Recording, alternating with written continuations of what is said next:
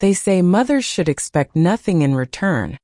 But I say, love without appreciation can wound deeper than hate. I'm Barbara Wilson, born in 1952 in Charleston, South Carolina. Back in 1987 at age 35, I buried my husband and raised our son Michael alone. I felt like my chest was caving in from the grief, but then something happened.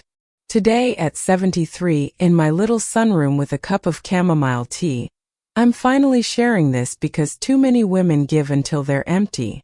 If you're listening, drop your city below, and don't forget to like, share, and subscribe for more true life stories. I didn't always know how to be strong, but life taught me lesson by brutal lesson. Robert and I tried for children for nearly a decade. 3 miscarriages, endless hospital visits, and nights filled with prayers that went unanswered. Then came Michael, our miracle. I remember holding him and whispering, "You'll never have to suffer." And for the next 30 years I tried to keep that promise.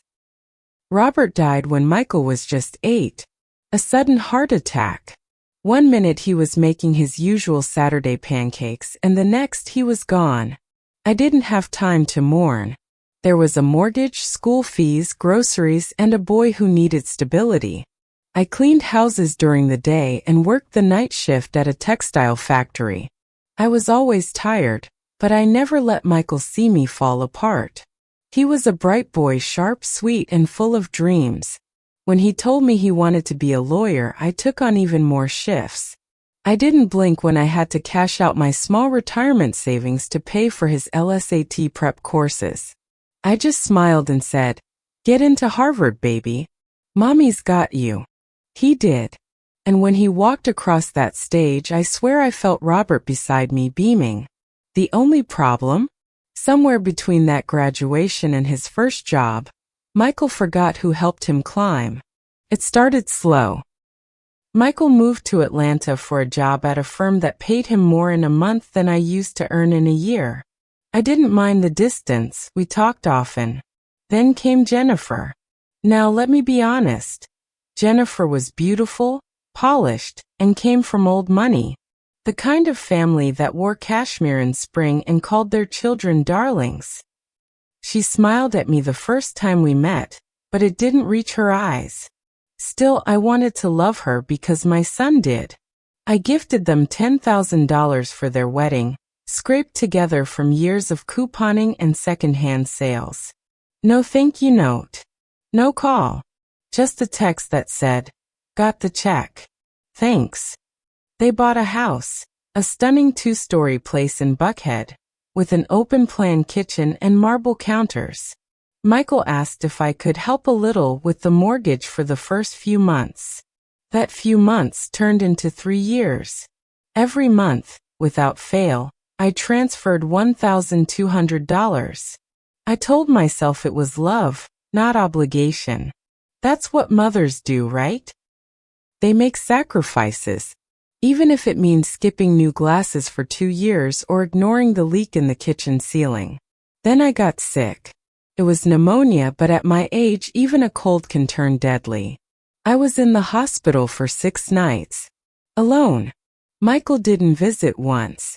Jennifer called the nurse once, asking if I had insurance. I was discharged into a cold, empty house. I called Michael and asked gently if he could cover my light bill just this month. He hesitated. Then Jennifer got on the line. "We're actually heading to Vail next week," she said casually. "It's been a stressful year. We really need this trip." "Jennifer," I said, swallowing hard, "I've been paying your mortgage." "Well," she snapped, "that was your choice. You offered. We didn't force you." Something inside me shattered. When I hung up that phone, I stared at my worn living room walls, the peeling wallpaper, the faded family portraits, and I realized something cruel. I had funded their lives at the cost of mine. I was their invisible paycheck.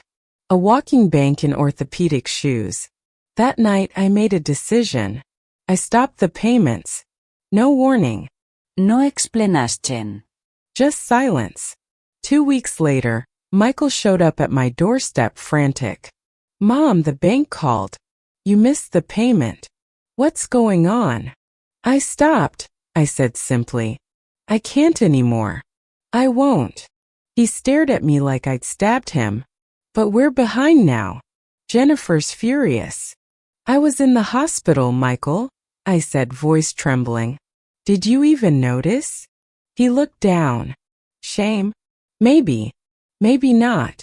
Later that week, Jennifer's father called me. A smug voice with polished vowels. "Barbara, I'd be willing to loan you some funds so you can resume the support.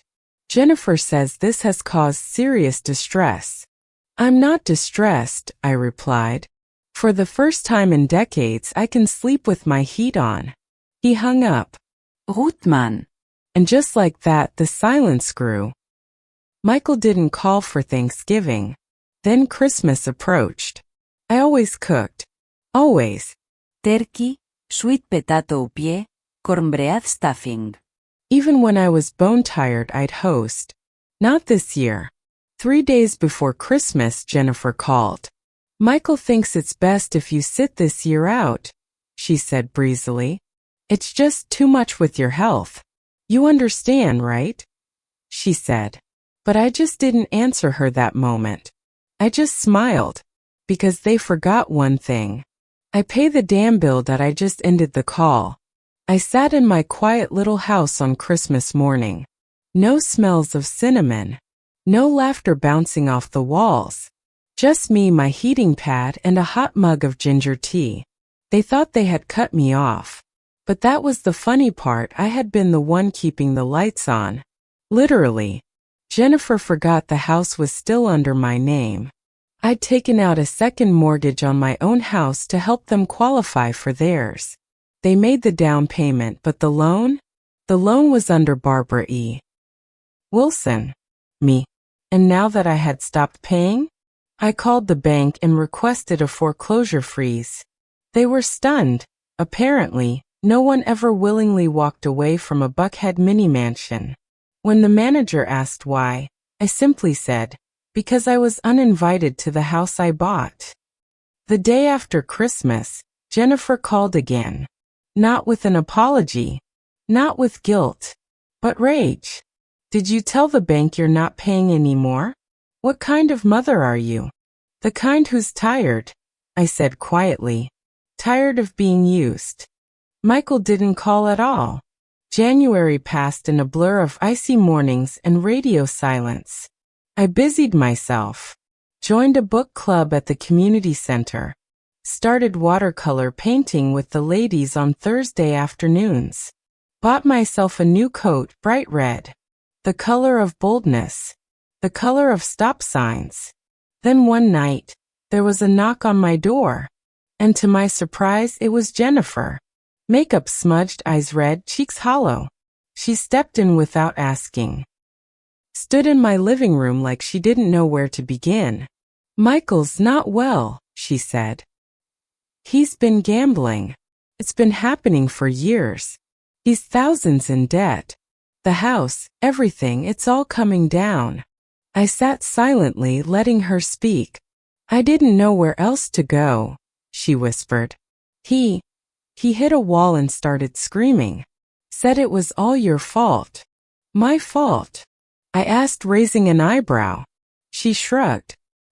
He said you abandoned him. That you never supported him. The irony sliced through me like glass. I had bent my bones for that boy. I pointed to the guest room. "You can stay. For now." Jennifer cried that night. I didn't comfort her. I didn't touch her shoulder or offer tea. But I did sit across the hallway, lights off, and listened. And as I did, I realized she was just as lost as I had been once. The next morning, we made eggs in silence. Then she said something I never expected. "I'm starting therapy," she said. "I don't want to be that kind of woman anymore. Cold. Dependent. Blind." I nodded slowly. "Good. Do you think he'll ever change?"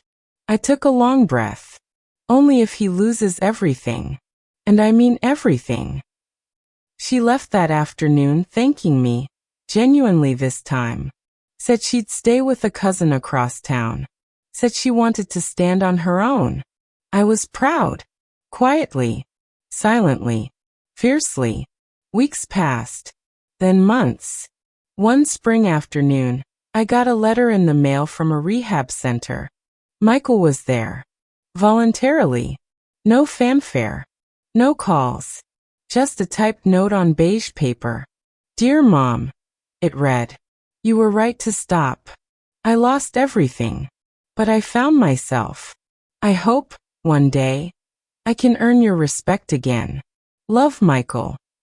I read it twice. Then 3 times. Then folded it into my Bible between Psalms and Proverbs. Jennifer sent me an Easter card. A real one, with a photo of her volunteering at a shelter. She looked free. Not rich. Not polished. But alive. And me? I started dating again. I met Harold at the book club. Widower. Tells bad jokes. Brings me soup. Wears mismatched socks. And for the first time in years, someone asked me how I was doing, without needing anything in return. One afternoon, as we sat on the porch watching squirrels squabble over breadcrumbs, he said, You have the gentlest smile, but I get the feeling you've seen fire. I laughed. Oh, Harold, I didn't just see fire.